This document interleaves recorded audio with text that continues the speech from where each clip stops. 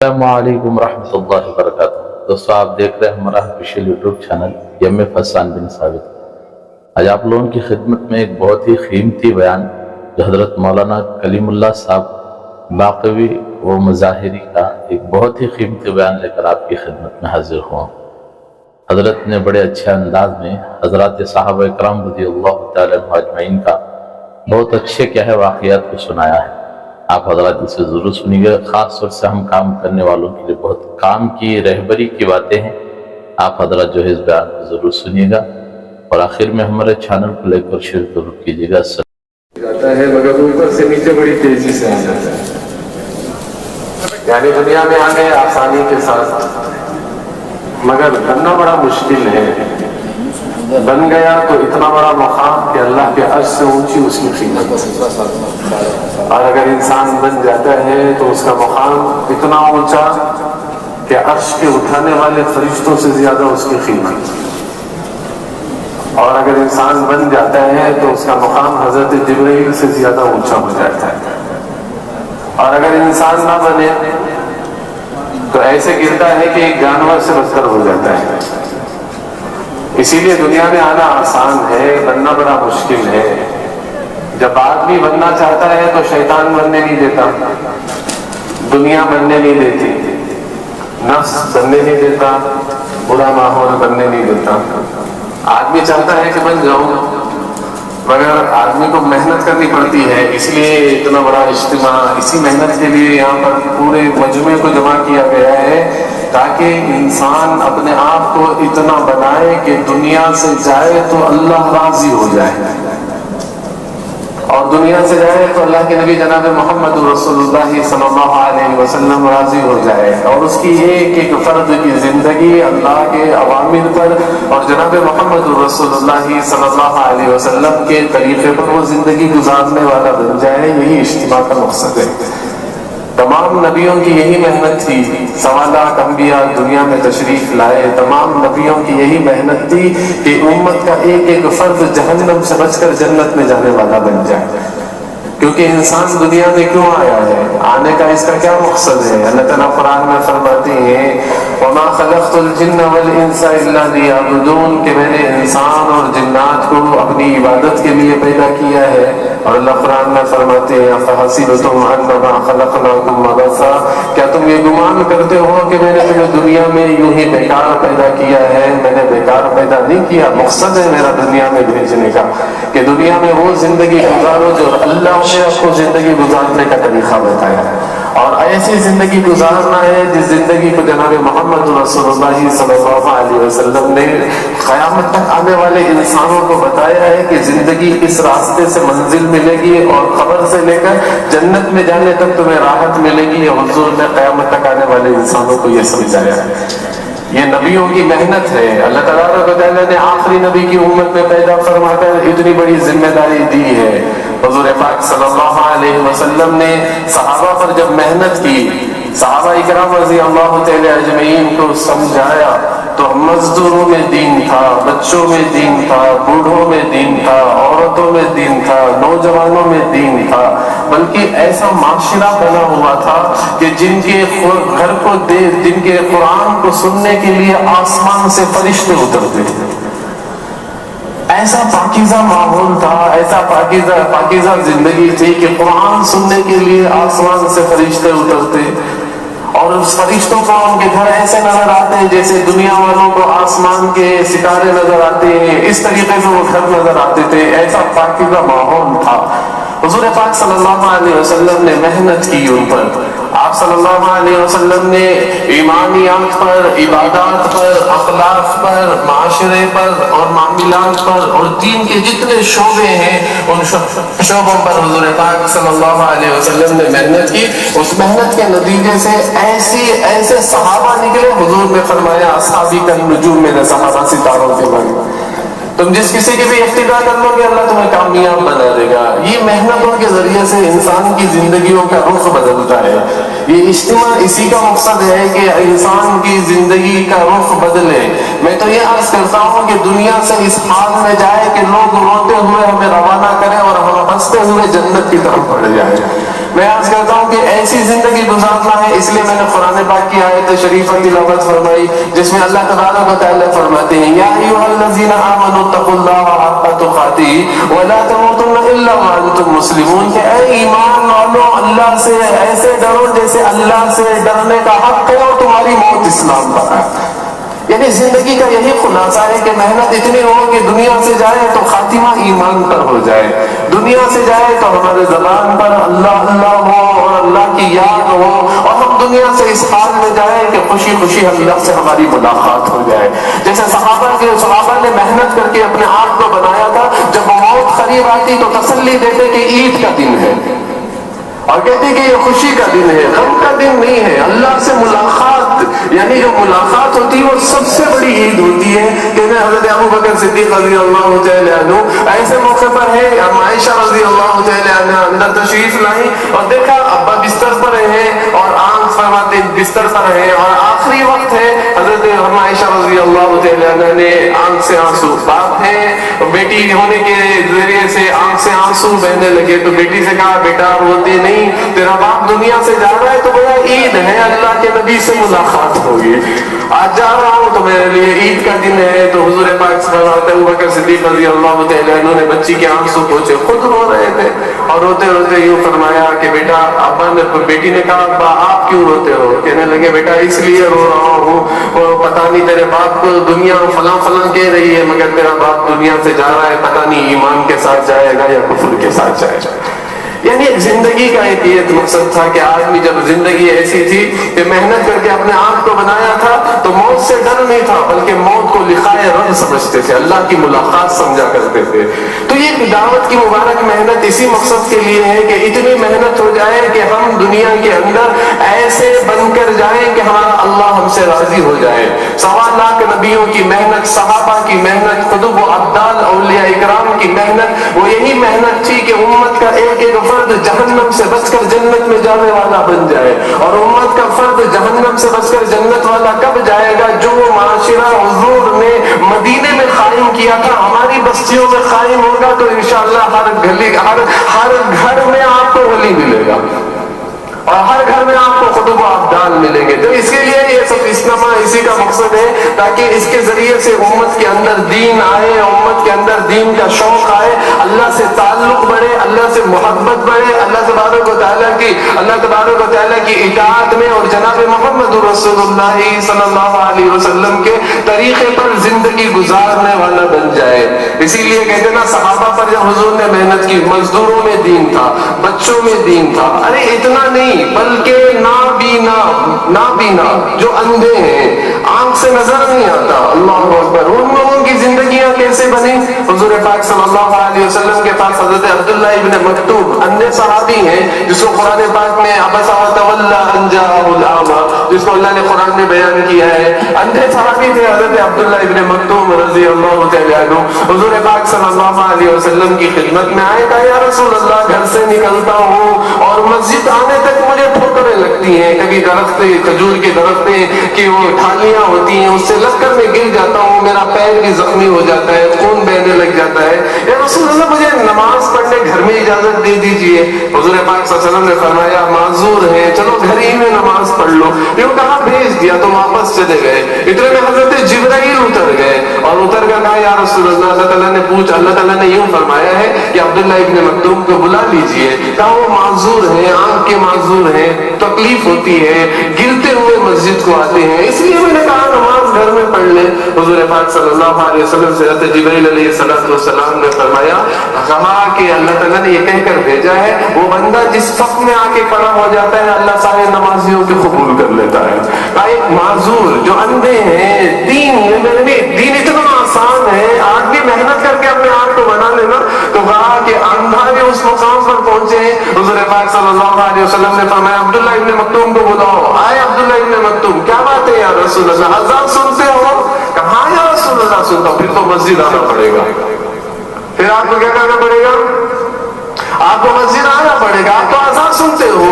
حضرت نے جب یہ کہا یا رسول اللہ صلی اللہ علیہ وسلم ٹھیک ہے میں آ جاؤں گا، حضور پاک صلی اللہ علیہ وسلم صحابہ نے فرمایا دیکھو یہ عبداللہ ابن مکتوم چوٹ کھا کے آتے ہیں، ایک رسی باندھ دو گھر سے ان کے مسجد تک، رسی پکڑتے ہوئے آئے، یہ نہ گرے، چوٹ نہ لگے، نہ گرے اور چوٹ نہ لگے، اور رسی کو باندھا۔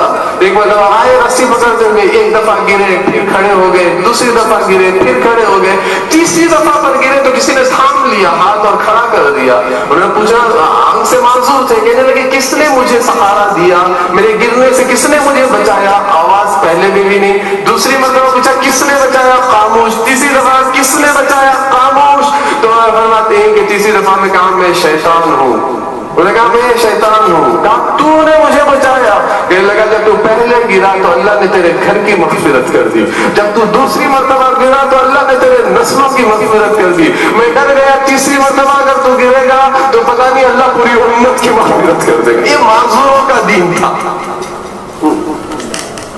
جو اللہ کے بالکل قریب تھے۔ یہی اصل مقصد ہے کہ اللہ تبارک و تعالیٰ نے وہ ساری، دیکھیے صحابہ کی جو آنکھ وہ آنکھ ہماری، صحابہ کی جو زبان وہ زبان ہماری، جو صحابہ کے ہاتھ وہ ہاتھ ہمارے، جو صحابہ کے پیر وہ ہمارے پیر، ہمارے اور صحابہ کے درمیان کوئی فرق نہیں ہے سر کے بال سے لے کر پیر کے ناخن تک، بس فرق اتنا ہے کہ انہوں نے اپنے سر کے بال سے لے کر پیر کے ناخن تک کو اللہ کے حکم کے اور نبی کے طریقے پر لگا دیا تھا اور ہم نے اس طریقے کو بھلا دیا۔ یہی ہمارا فرق ہے، اور اللہ کے نزدیک قابل قبول ہوئے۔ اور حتیٰ کہ نہیں بلکہ میرے محترم عزیز دوستوں، حتیٰ کہ بچوں کے اندر دین کا اتنا شوق تھا، حضرت بلال حضور کی وفات کے بعد مدینے آئے، آزاد دینے لگے حضرت امام حسن اور حسین رضی اللہ تعالی اجمعین کی، یعنی ان کی بات پر قسم کھائی تھی اذان نہیں دوں گا۔ جب آئے کہا چچا اذان دے دیجیے، کھڑے ہو گئے اذان دینے کے لیے، اور جیسے ہی اذان دینے کے لیے کھڑے ہوئے مدینے میں کوہرام مچ گیا، نبوت کی زمانے کی اذان سنائی دے رہی ہے، نبوت کی زمانے کی اذان سنائی دے رہی ہے۔ سارے دوڑ پڑے اور دوڑتے دوڑتے جا کر مسجد نبوی میں حضرت بلال کو دیکھنے لگے کہ نبی کے زمانے کے مؤذن اذان دے رہے ہیں، اور حتیٰ کہ عورتیں تک باہر آئی تو گود میں ایک چھوٹا سا بچہ ہے، وہ اپنی اماں سے پوچھتا ہے کہ اماں بلال آ گئے، حضور کب آئیں گے؟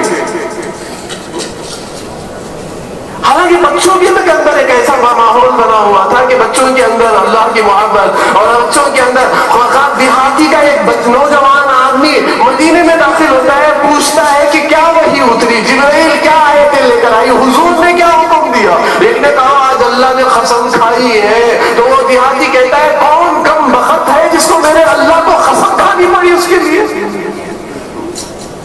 دیہاتیوں کے اندر، بچوں کے اندر، حضور پاک صلی اللہ علیہ وسلم مدینہ منورہ جا رہے تھے، سامنے ایک چھوٹا سا بچے بھی، سامنے ایک یتیم بچہ کھڑا تھا، اور حضور پاک صلی اللہ علیہ وسلم نے پوچھا بیٹا تو بھی عیدگاہ نہیں جاؤ گے؟ کہا نہ میری ماں ہے نہ میرا باپ ہے، میں یتیم ہوں۔ حضور نے اپنے بچے کو اٹھایا اور سیدھے گھر لائے، اسے پانی ملوایا، کپڑے پہنوائے، اور عید کے میدان میں گئے۔ امام حسن ایک انگلی میں، ایک ہاتھ میں امام حسن ہے، ایک ہاتھ میں امام حسین رضی اللہ تعالیٰ عنہ لے کے جا رہے، اور وہ بچہ یتیم بچہ حضور کے کندھوں پہ بیٹھا ہوا ہے۔ اور حضور پاک صلی اللہ علیہ وسلم جب مدینہ منورہ کے عید کے میدان میں پہنچے ہیں تو سارے بچے جمع ہو گئے، انصار مدینے کے سارے چھوٹے چھوٹے بچے جمع ہو گئے، اور وہ یتیم کو دیکھا کہ حضور کے کندھوں میں بیٹھا ہے۔ ایسا ان بچوں میں دین تھا، ایسی محنت ان کے ماں باپ نے بچوں میں کی تھی، عورتوں میں، اور ایسی محنت ہوئی تھی، وہ چھوٹے چھوٹے بچے حضور کو دیکھ کر کہہ رہے کاش آج ہمارا باپ بھی نہ ہوتا تو ہم بھی حضور کے کندھوں پہ بیٹھتے۔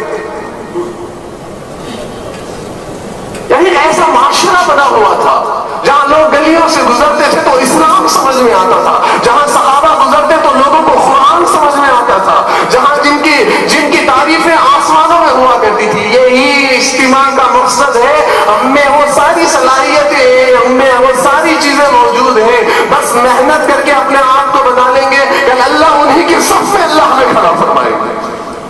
یہ ہے اصل دعوت کی مبارک محنت جو نبیوں نے محنت کی کہ امت کا ایک ایک فرد جہنم سے بچ کے جنت میں جانے والا بن جائے، اور صفات والا بن جائے، اور اللہ کا مقرب بن جائے، اللہ سے تعلق ہو جائے، اللہ سے اس کی محبت آ جائے، اللہ کے حقوق کو پورا کرنے والا بن جائے، نبی پاک صلی اللہ علیہ وسلم کے طریقے پر زندگی گزارنے والا بن جائے۔ ایسی زندگی گزاری ہے۔ اسی لیے میرے محترم عزیز دوستو، اللہ کے نبی سرکار دو عالم صلی اللہ علیہ وسلم نے ایک پاکیزہ معاشرہ بنایا تھا، مدینہ منورہ کا ایسا معاشرہ اللہ اکبر. آج بھی میرے محترم عزیز دوستوں اس مدینے کی فضائیں ایسی ہیں. کسی نے ایک مرتبہ کہہ دیا مدینے کا دہی کھٹا ہے. حضور نے خواب میں کہا مدینے سے نکل جا, تو نے میرے شہر کے دہی کو کھٹا کہا ہے. تو کہتے ہیں کہ یہ اتنا جملہ کہنا تھا, یہ کہا تو نے میرے مدینے کے شہر کی دہی کو کھٹا کہا ہے. اب وہ بہت پریشان حال ہوا, اور پھر اس نے خواب میں حضرت امیر حمزہ رضی اللہ عنہ کو دیکھا, کہا حضور نے کہہ دیا ہے مدینہ چھوڑنے کے لیے, کیسے جاؤں؟ تو حضرت امیر حمزہ رضی اللہ عنہ کہنے لگے فوراً چلا جاؤ ورنہ ایمان سے نکل جائے گا. یعنی ایسی فضائیں تھی جہاں پر اللہ اکبر اللہ تبارک و تعالیٰ نے فرماتے ہیں کہ مددوں کے اور میرے محترم زندگیوں کے بدلنے کے اللہ نے فیصلے کیے, ہدایتیں ہوئی. اسی لیے کہا حضور نے ایک ایسا معاشرہ بنایا. 3 چیزیں میں آج یہی بات آپ سے عرض کرنے جا رہا ہوں. اس دعوت کی مبارک محنت سے ہر امت میں یہ چیزیں لانا چاہتے. 3 چیزیں ہیں جو امت میں لانی ہے.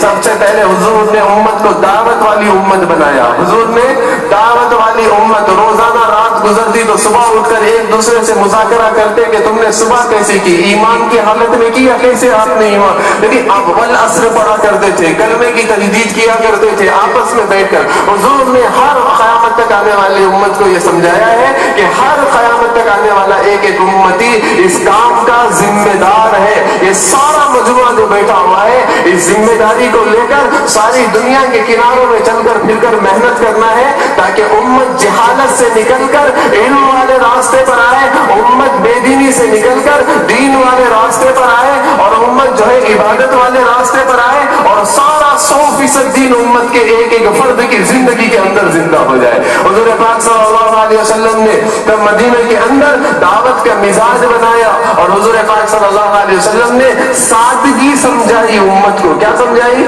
سادگی. سارے صحابہ بڑے سیدھے سادے ہوا کرتے تھے, بڑے سیدھے سادے ہوا کرتے تھے. اللہ اکبر. اور ہم آتے کہ اتنے سیدھے سادے تھے, گھر کی عورتیں سیدھی سادی, بچے سیدھے سادے, گھر کے مرد سیدھے سادے. اللہ کے نبی سرکار دو عالم صلی اللہ علیہ وسلم نے بڑی سادگی, اور حضور پاک صلی اللہ علیہ وسلم نے اپنی سنتوں کا مزاج بنایا. یہ 3 چیزیں, دعوت اور سادگی اور سنت, یہ 3 چیزیں حضور پاک صلی اللہ علیہ وسلم نے فرماتے ہیں کہ امت کے اندر میں نے صحابہ کے سامنے پیش کیا, صحابہ نے لیا, اور صحابہ کی سادگی ماشاءاللہ آپ حضرات علماء سے بھی سنتے ہیں, ماشاءاللہ آپ حضرات فرماتے ہیں کہ سادگی کو بولتے بھی ہیں. اتنے صحابہ سیدھے سادے ہوا کرتے تھے. اللہ اکبر. میرے محترم عزیز دوستوں, ایک لباس میں زندگی گزار دی اور خبروں میں چلے گئے. ایک لباس میں زندگی گزار دی, خبروں میں چلے گئے. 3 دن کا فاقہ ہوتا تھا. بڑے سیدھے سادے صحابہ, اور سوال بھی آگے اس طریقے سے کیا کرتے تھے, یا رسول اللہ صلی اللہ علیہ وسلم یہ بتائیے, فرماتے کہ ایسی بات بتائیے آپ کے بعد ہمیں کسی سے پوچھنا نہ پڑے. ایسے حضور پاک صلی اللہ علیہ وسلم بہت سیدھے سادے اور بالکل سنتوں کے مطابق زندگی گزارتے. حتیٰ کہ علماء نے لکھا ہے اگر کوئی پرندہ صحابہ کے اوپر سے گزرتا تھا تو سوچتے کہ اس میں حضور پاک صلی اللہ علیہ وسلم کا کیا عمل تھا. حضور پاک صلی اللہ علیہ وسلم کا عمل کیا تھا. حضور پاک صلی اللہ علیہ وسلم پرندے کے اڑنے پر کیا کیا کرتے تھے, حالانکہ ایک ایک سنت کو پوچھ کے کیا کرتے تھے. حضرت عمر رضی اللہ عنہ کی آستین لمبی ہوئی, دیکھو سنتوں کا مزاج کہا جانتے تھے کہ سنتوں کے ذریعے سے اللہ نے حضور پاک صلی اللہ علیہ وسلم کا قرب ملے گا. سنتوں کے ذریعے سے فرماتے ہیں کہ اللہ کے نبی سرکار دو عالم صلی اللہ علیہ وسلم کے ساتھ جنت میں معیت ملے گی, ساتھ ملے گا. ایک ایک سنت پر عمل. آستین لمبا ہو گیا, کینچی سے کاٹ سکتے تھے, سیدھا ہو سکتا تھا, مگر چاقو سے کاٹا. عبداللہ ابن عمر سے فرمایا بیٹا کہا چاقو لا, چاقو سے کاٹا. کینچی سے کاٹتے تو کپڑا صحیح رہتا, چاقو سے کاٹے تو کپڑا بھی غلط ہو جائے گا. کہنے لگے میں نے حضور کو چاقو سے کاٹتے ہوئے دیکھا ہے. ارے ایک جگہ حضور جا رہے تھے, پتھر آیا, آپ کا انگوٹھا لگا, حضور آگے بڑھ گئے, حضرت عمر کی نگاہ پڑ گئی, پھر 2 قدم پیچھے آئے, پھر آئے اپنے انگوٹھے کو اس پتھر پر مارا کہ اس پتھر پر حضور کا انگوٹھا لگا ہے اور موت تک میرا بھی انگوٹھا لگے گا. اتنی ایک ایک سنت پر صحابہ اکرام رضی اللہ عنہ اجمعین کا عمل تھا. اتنی اللہ تبارک و تعالیٰ نے آسمانوں سے مددوں کے دروازے بھی کھولے, نصرتوں کے دروازے بھی کھولے. صحابہ کے ہاتھ اٹھ جاتے تو اللہ ان کے ہاتھوں کو خالی شادی کرنے میں شرم محسوس کرتا تھا. یہ وہ صحابہ اکرام رضی اللہ عنہم جن کی زندگی میں سادگی تھی, جن کی زندگی میں دعوت تھی, جن کی زندگی کے اندر کہتے ہیں کہ سنتوں کا ایک شوق تھا. اسی لیے یہاں اجتماع کے اندر جو عصر کے بعد یہاں جو نکاح کا اور شادیوں کا جو انتظام ہوتا ہے اسی بنیاد پر ہوتا ہے تاکہ قیامت تک آنے والا ایک ایک انسان حضور کی سنت پر, کیونکہ نکاح یہ سنت ہے, النکاح من سنتی, نکاح میری سنت ہے حضور پاک صلی اللہ علیہ وسلم, اور یہ سنت صرف حضور کی نہیں بلکہ تمام نبیوں کی یہ سنت ہے. اور کہتے ہیں تمام نبیوں کی شریعت میں یہ سنت ہوا کرتی تھی. تو ایک نکاح سنت ہے, تو سنت کے طریقے سے نکاح ہو یہ نمونہ ہے تاکہ ہماری شادی بیاہ یعنی ہماری جو شادیاں ہوتی ہیں, ہمارے جو نکاح ہوتے ہیں بڑے سیدھے سادے ہو. اس لیے کیونکہ دیکھو نکاح عبادت ہے, رواج نہیں ہے. ذہن میں بات رکھے, نکاح جو ہے وہ عبادت ہے, رواج نہیں ہے. رواج غیروں میں ہوتا ہے, مسلمانوں میں عبادت ہوتی ہے. آج ہمارے نکاح کیا ہو گئے, کہتے اسی لیے یہ اللہ کے راستے میں نکال کر سمجھایا جاتا ہے عبادتوں کو کیسے کیا جاتا ہے, کیسے سادگی سے کیا جاتا ہے اور کیسے سنتوں کے ساتھ کیا جاتا ہے. الحمدللہ آج یہ کس نکاح ہونے جا رہے ہیں یہاں پر, تو یہ نکاح سنت کے مطابق ہو. جیسے حضور پاک صلی اللہ علیہ وسلم نے نکاح کیا, جیسے حضور پاک صلی اللہ علیہ وسلم نے اپنی بیٹیوں کا نکاح کیا, حضور پاک صلی اللہ علیہ وسلم نے اپنے صحابہ کا نکاح کیا, کیسے سیدھے سادے صحابہ تھے. حضرت عبد الرحمن بن عوف رضی اللہ تعالی عنہ فرماتے ہیں, عبد الرحمن بن عوف رضی اللہ تعالی عنہ فرماتے ہیں کہ میں آیا حضور کے پاس, کچھ رنگ لگا تھا میرے کرتے پہ, تو حضور پاک صلی اللہ علیہ وسلم نے فرمایا, حضور پاک صلی اللہ علیہ وسلم نے فرمایا عبد الرحمن آپ کا نکاح ہو گیا؟ کہاں یا رسول اللہ نکاح ہو گیا. صحابہ نکاح کرتے تھے, حضور کو تک علم نہیں ہوتا تھا, اتنے سادے تھے, اتنے سادے کہ صاحب حضور کو نہیں. حضرت حذیفہ رضی اللہ تعالی عنہ جا رہے ہیں, حضرت حذیفہ رضی اللہ تعالی عنہ ایک غزوہ یعنی اللہ کے راستے میں جا رہے تھے, حضور پاک صلی اللہ علیہ وسلم کی اونٹنی کے پیچھے تھے, حضور سامنے تھے, یہ حضرت حذیفہ پیچھے تھے, اور بالکل نوجوان تھے حضرت حذیفہ رضی اللہ تعالی عنہ. حضور کی نظر پڑی حضرت حذیفہ پر, تو حضور نے اپنی اونٹنی کو ایک قدم رکا لیے, تھوڑا آہستہ کیا, اور ان کی اونٹ تھوڑی تیز تھی تو حضور کے بالکل سامنے آ گئے. حضور نے آپ سے حضرت حذیفہ سے کہا, حذیفہ کیسے ہو؟ کہا اللہ کے نبی اچھا ہوں. کہا حذیفہ تمہارا نکاح ہو گیا؟ کہا ہاں یا رسول اللہ نکاح ہو گیا. کس سے کیا؟ کہا 40 سال کی عمر کی عورت سے. دیکھو کتنے سیدھے سادے تھے صحابہ اکرام, سادگی سنت ان کے اندر. کہا 40 سال کی عورت. حضور نے کہا جوان ہو, 40 سال کی عورت سے آپ نے نکاح کیا؟ یا رسول اللہ باپ بھی نہیں ہے, ماں بھی نہیں ہے, 6 بہن گھر میں تھی, اگر میں جوان کو کر لیتا وہ خدمت کی بجائے ان کے ساتھ کھیلنے لگ جاتی. میں نے 40 سال اس لیے کیا تاکہ وہ فرماتی ہیں کہ میری بہنوں کو بیٹی سمجھ کر خدمت کر سکے. یعنی ایک ایسا کہ حضور کو تک پتا نہیں ہے, حضور پاک صلی اللہ علیہ وسلم کو پتا نہیں ہے, اتنے سیدھی سادے. اس لیے کہا ایسا معاشرہ آئے گا محنت کے ذریعے سے. میرے محترم عزیز دوستوں, زندگیوں کے اندر دین آئے گا, نسلوں میں دین آئے گا, اولادوں میں دین آئے گا. حضور نے کیسے نکاح کیے؟ حضرت فاطمہ الزہرا رضی اللہ تعالی عنہا کا نکاح آپ نے کیا. اللہ اکبر. کیسے نکاح تھا؟ فرماتے ہیں کہ آپ صلی اللہ علیہ وسلم نے کہا ازواج مطہرات سے میری بیٹی کے لیے کوئی چادر ہو تو لے کر آؤ. تو کہتے ہیں کہ ازواج میں چادر لائی 9 گھروں میں تلاش کر کے, تو ایسی چادر تھی جس چادر پر 16 پیون لگے تھے, چمڑے کا 1 پیون لگا تھا.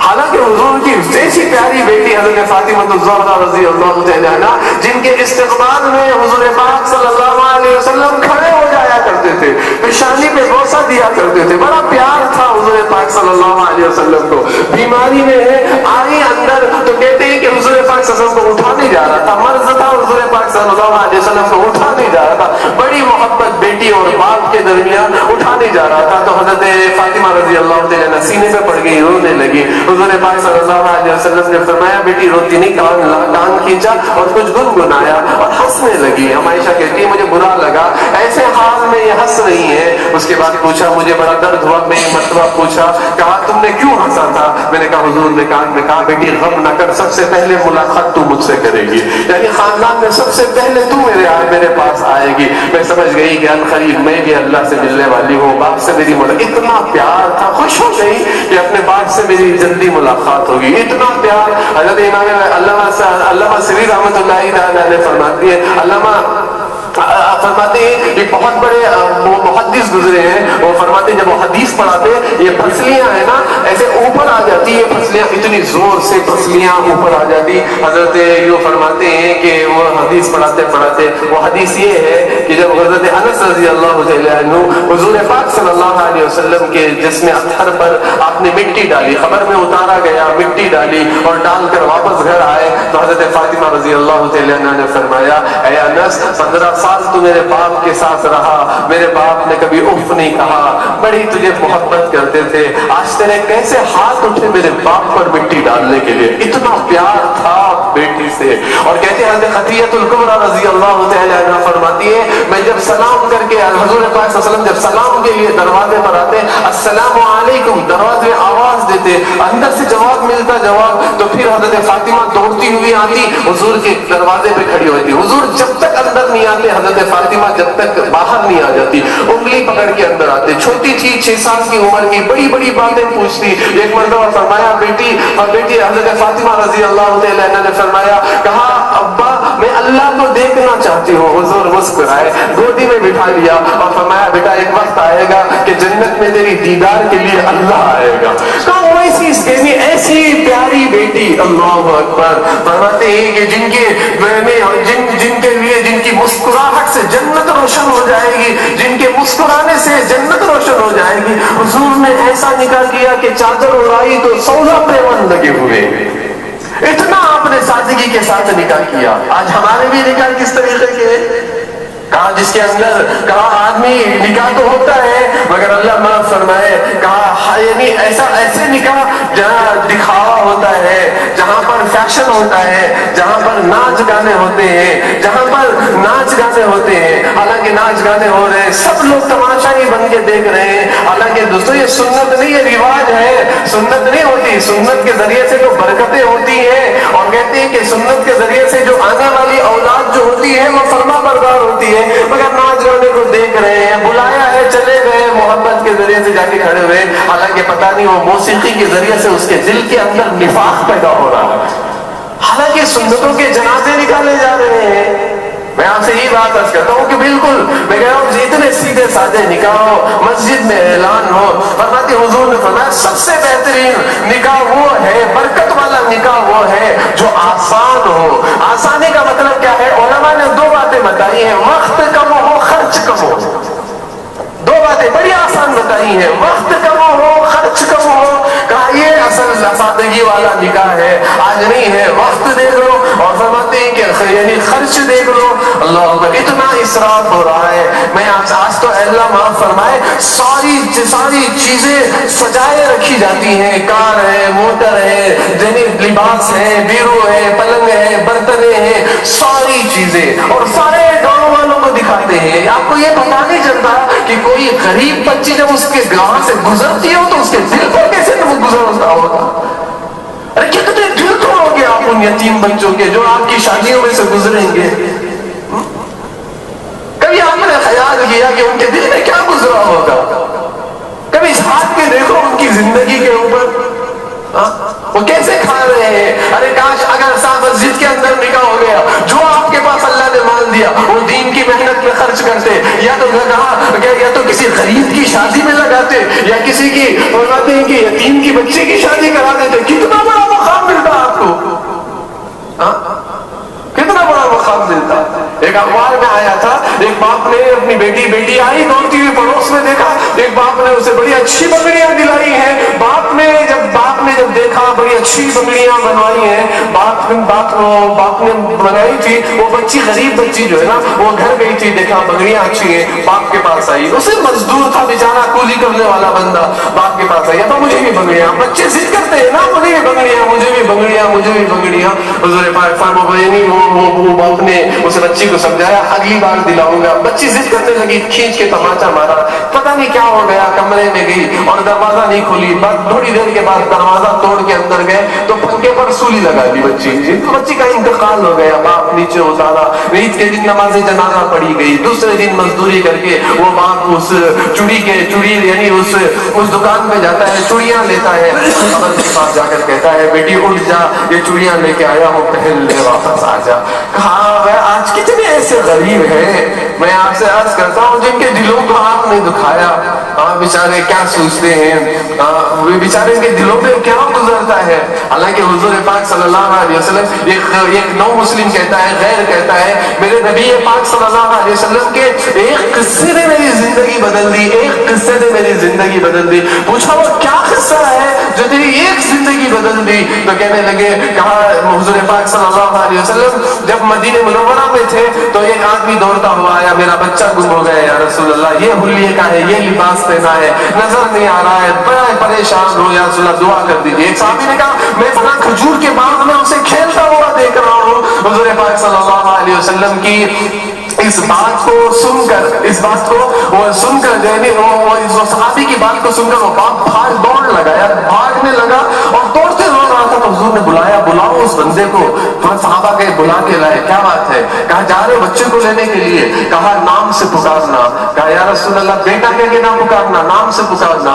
कहने लगे या रसूल अल्लाह इतने दिन के बाद देख रहा हूँ, बेटा ना कहूँ तो क्या कहूँ? कहा नहीं, उसमें यतीम बच्चे भी होंगे, तो प्यार से बेटा कहेगा तो उनके दिलों पर चोट लगेगी, वो अपने बाप को याद कर लेंगे। तो कहना कोई जिंदगी तो ऐसी है, कहा कि हमने कहाँ पैसे खर्च नहीं किए, कभी किसी यतीम के काम आ जाते, किसी बेवा के काम आ जाते। आज कितनी उम्र की 40 साल की उम्र हो चुकी है, घरों में बैठी हुई है, रिश्ते नहीं आ रहे हैं, किस बुनियाद पर नहीं आ रहे हैं? आज आप मान चाह रहे हैं, आप उनसे सवारियां चाह रहे हैं, आप बंगला चाह रहे हैं, आप उनसे पता उनका क्या हाल होगा। 2 औरतें इस्लाम छोड़ के चली गई, पूछा क्यों? कहा हमसे कोई शादी करने वाला नहीं था, हमने अपने ईमान को छोड़ दिया। क्या हुजूर ने ये माशरा हमें समझाया था कि ये जिंदगी हमें समझाई थी? हज़रत उमर रज़ी अल्लाह तआला खाना मंगवाते, बाजू पड़ोसी से भाई खाना लेके आओ, बोलो उमर ने मांगा है खाना, तो कहते खाना लेके आते। कहा या रसूल अमीरुल मोमिनीन आप खाना मंगवा के खाते हैं, जानते हो मैं किस लिए मंगवाता हूँ? पता नहीं उसके घर में चूल्हा जला कि नहीं जला, ये देखना चाहता हूँ। ये जिंदगी है, ये ऐसा माशरा हुजूर ने सिखाया है। तो इसलिए मेरा आज करना है ये निकाह को है ना इतने सादे बनाए, इसलिए कहा सबसे बेहतरीन क्या है? वक्त भी कम हो, और दूसरी बात ये फरमाया वक्त भी कम हो, खर्च भी कम हो, बड़ी सादगी के साथ, सुन्नत के साथ मस्जिद के अंदर ऐलान हो। माशाल्लाह ये पैठान में मस्जिद का बदल है, आज माशाल्लाह ये बैठे हुए हैं, अपने मेरे तमाम साथियों से मेहनत करें। जब मेहनत होगी तो ऐसी जिंदगी बनेगी, ऐसा माशरा बनेगा। इसीलिए अल्लाह तबारक व तआला से दुआ करें, अल्लाह तबारक व तआला मदीने वाला माशरा हमारी बस्तियों में भी अल्लाह इस मेहनत के जरिए से आबाद फरमा दे। इसके लिए सारा मजमा तय करेंगे इंशाअल्लाह, अपनी जो भी हम निकाह करेंगे सादगी के साथ करेंगे और सुन्नत के साथ करेंगे ना भी इंशाअल्लाह। कौन कौन करेंगे जरा हाथ उठाए। माशाअल्लाह माशाअल्लाह। लहू नबी का जिस में या